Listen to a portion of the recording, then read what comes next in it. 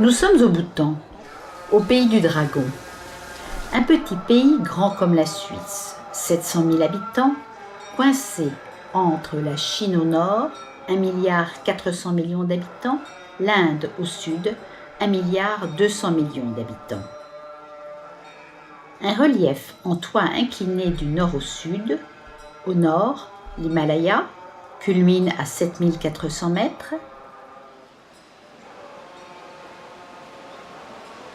Des vallées profondes, parallèles, sont habitées par des torrents à fort débit.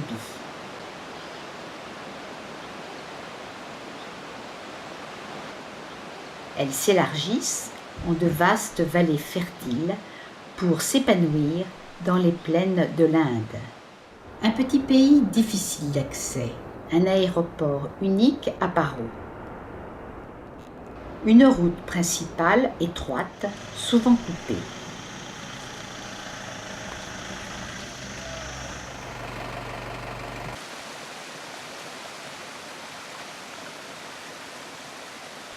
Bienvenue au pays de Padmasambhava, dit Guru Rinpoche.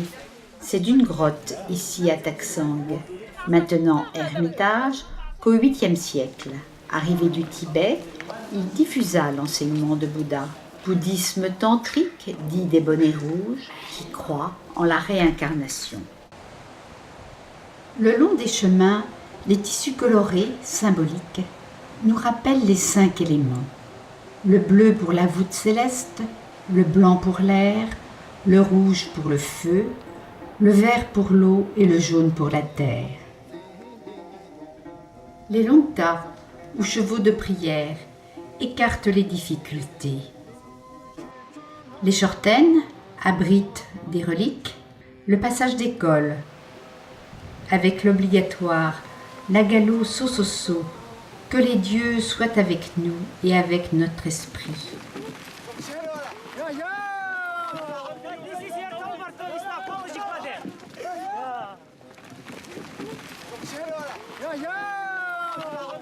Tout nous mène vers le Dzong, cette forteresse qu'est le monastère. Tout nous rappelle le caractère sacré de l'existence et le chemin de vie enseigné par Bouddha. Nous avons rencontré Jigmé, un jeune moine. Il nous raconte son histoire. Je m'appelle Jigmé. À l'âge de 7 ans, alors que je pouvais aller à l'école, publique, gratuite, comme beaucoup de mes camarades, mes parents m'ont envoyé au monastère. Et de ce fait, j'allais gagner des mérites pour les membres de ma famille dans leur vie future.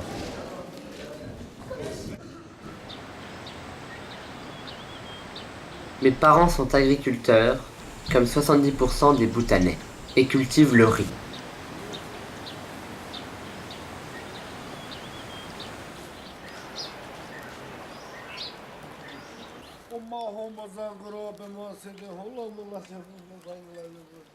La journée commence par les fumigations et les offrandes au Bouddha.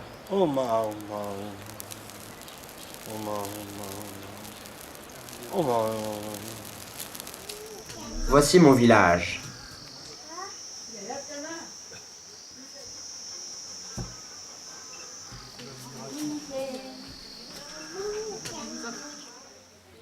Notre maison. Mon père. Mes sœurs.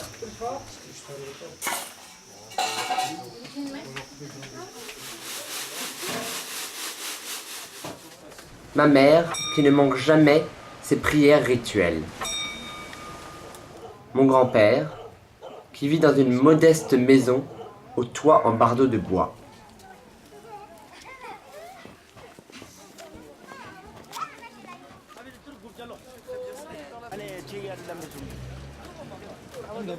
Mes voisins, ils s'occupent des troupeaux dans la montagne.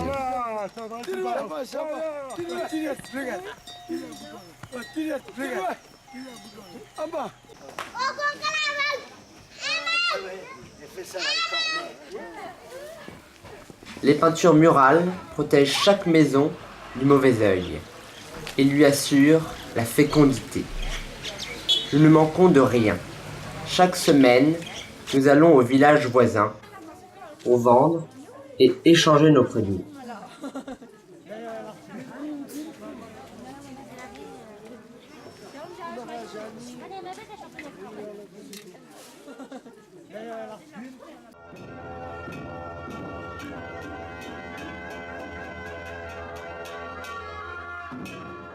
Au monastère, la journée est consacrée à l'étude des écritures sacrées et à la récitation des mantras. Écoutons la voix de Bouddha. Pour celui qui a su retrouver le regard de l'enfant, tout mal est effacé. Sois un enfant qui sait. Les commandements que je t'ai prêchés, qu'ils soient tes maîtres pour avancer sur la voie du bonheur et de l'éveil. Nous apprenons aussi les rituels. Bouddha nous parle. Sois béni par Guru Rinpoche, le Seigneur de la loi.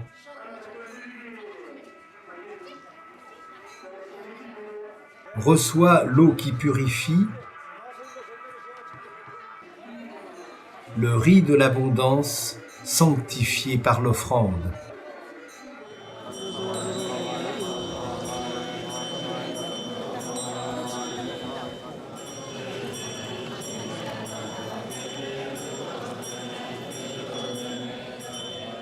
Purifie ton corps, ton cœur, ton esprit. Laisse le néant au dehors et laisse croître les énergies positives. Contemplation et sagesse sont les rayons de la roue de la loi. Ayez la loi pour lampe et comme unique refuge.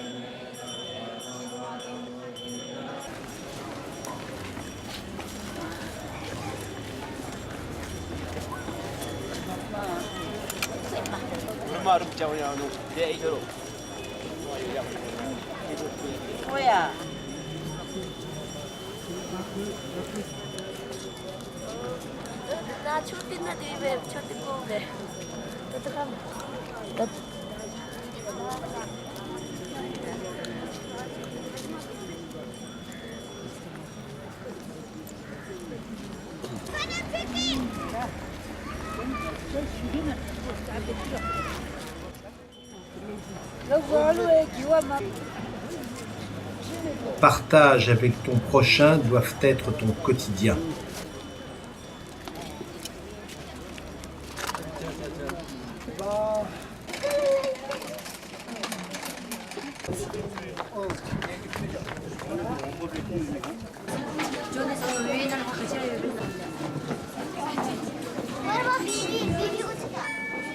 Que tes enfants soient bénis et préparés au chemin qui les mènera vers l'harmonie intérieure.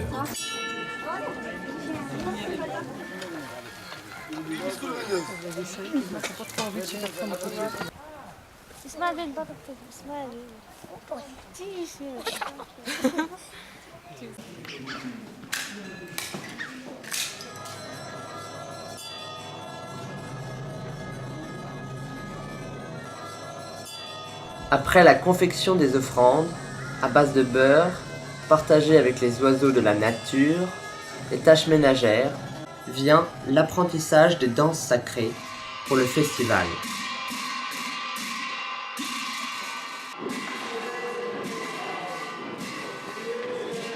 Danseurs et musiciens racontent l'histoire de Guru Rinpoche, porteur de la parole de Bouddha, qui combat les forces maléfiques et les conjure au fond du cœur de l'homme.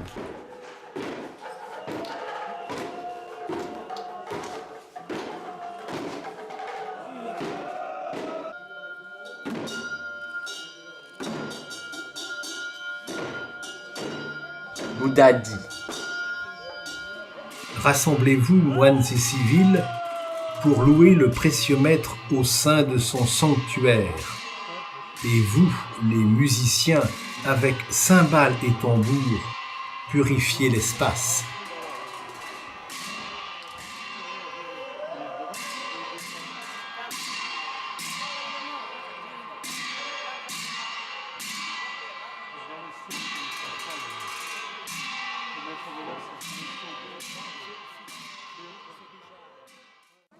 Une fois par an, en fonction du calendrier lunaire, la purification par le feu marque la fin de l'année liturgique et le début du nouveau cycle. De vallée en vallée, tous prennent la route du temple. Aujourd'hui, j'ai rejoint ma famille pour le festival de Prakar. Les moines danseurs, parés des attributs sacrés, y perpétuent la parole de Bouddha.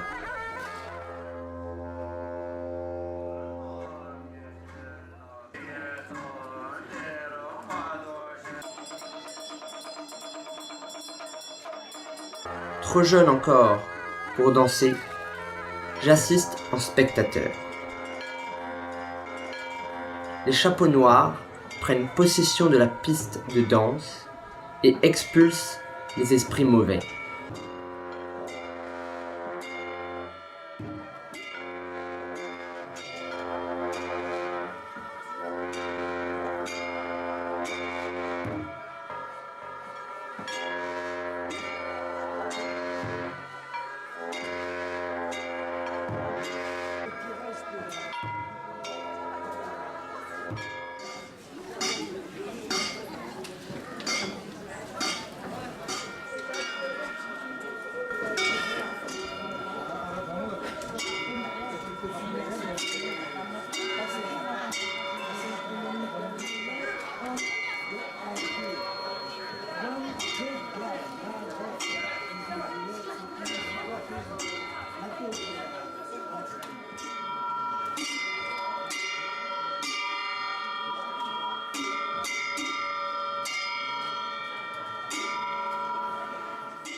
Écoutez. Homme, voici que ce poignard extermine l'ignorance, extermine les forces négatives que sont la haine, l'envie et l'ego.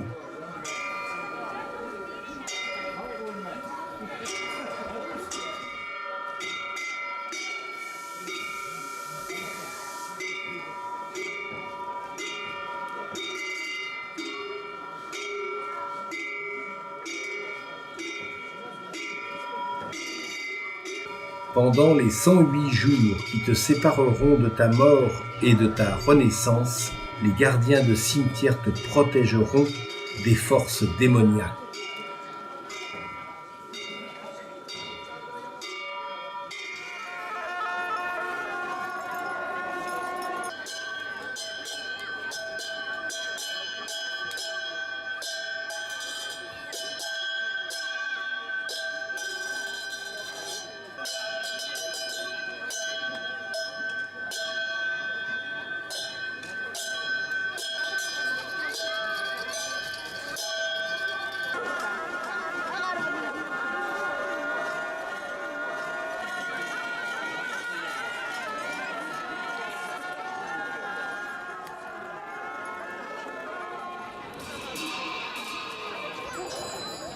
Ainsi pourras-tu le jour du jugement des morts, quand tu seras devant le Seigneur de la mort,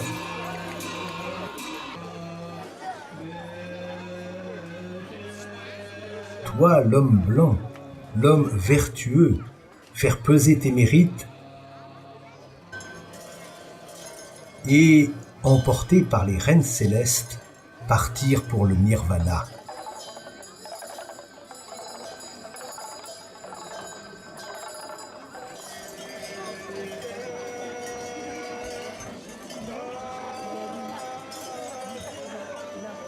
Maudit sois-tu, homme pécheur, tu seras livré au dieu de la tentation.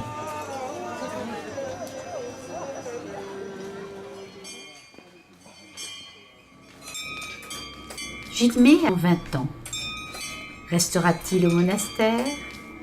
Reviendra-t-il à la vie civile comme il en a la possibilité? Aura-t-il trouvé ce chemin de l'éveil enseigné par Bouddha et relayé au Bhoutan par Guru Rinpoche?